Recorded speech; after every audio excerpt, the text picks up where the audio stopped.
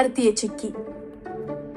दुनिया भर में इसे मूंगफली के दाने, बादाम या अखरोट आदि से बनी कैंडी कहा जाता है और भारत में इसे कई नामों से जाना जाता है। इनमें कडला मिठाई, गजक, कप्पा लांडी मिठाई और गुड़ बादाम शामिल हैं। चिक्की मूंगफली के दाने, बादाम, अखरोट, घी और मीठी चीजें जैसे गुड़, चीनी और ग्लूकोज से मिलकर बनती है।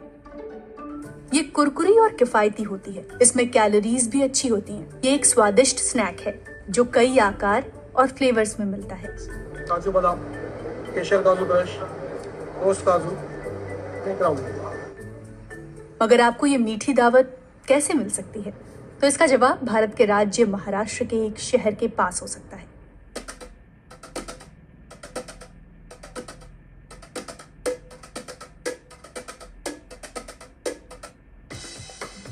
मुंबई और पुणे के बीच स्थित है Lonavala.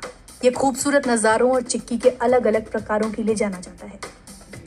When people think about gurdani or chikki, the only two ingredients that come to your mind is good and peanut. In Lonavala, during this whole journey of chikki, a lot of new variations and a lot of new innovation has come into chikki. इस शहर में चिक्की को लेकर जो जुनून है वो उपनिवेशक काल से है। जो लोनावला का इतिहास माना जाता है, उस समय जो पूना से कल्याण तक का ट्रेन का काम चल रहा था, इसी जगह पे जब वो आगरा से आए थे तो उन्होंने एक कॉम्बिनेशन बनाया जिसको मूंगफली और गुड़ से सेट करके टेबल्स को एक एनर्जी और न्यूट्रिशन प्रोवाइड करता था।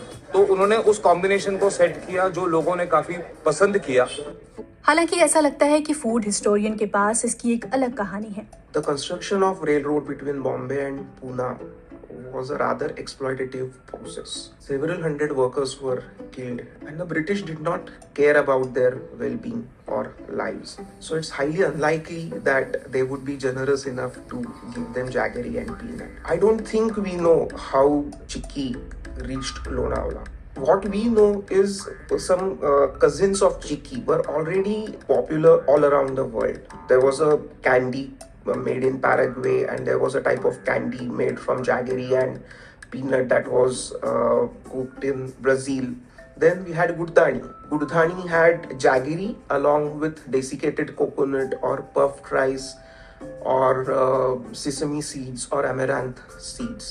So the addition of peanut to this recipe is basically the premiumization of the original recipe. मगर चिक्की इतनी पॉपुलर क्यों हो गई?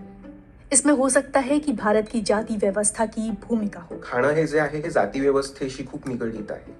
कोण कोणाबरोबर खायचं, कोणी कोणाबरोबर खायचं नाही, कोणी कोणाच्या हातचं खायचं, ह्याचे नियम आहेत, जातीची उतरंड आहे, त्याच्याशी खाणं हे सगळं निगडीत आहे। की निर्लेप किंवा फराळाचे जिन्नस म्हणजे काय, ज्याच्यात पाणी वापरलेलं नाही, जलतत्व नाही नसलेले पदार्थ तुम्ही प्रवासात खाऊ शकता।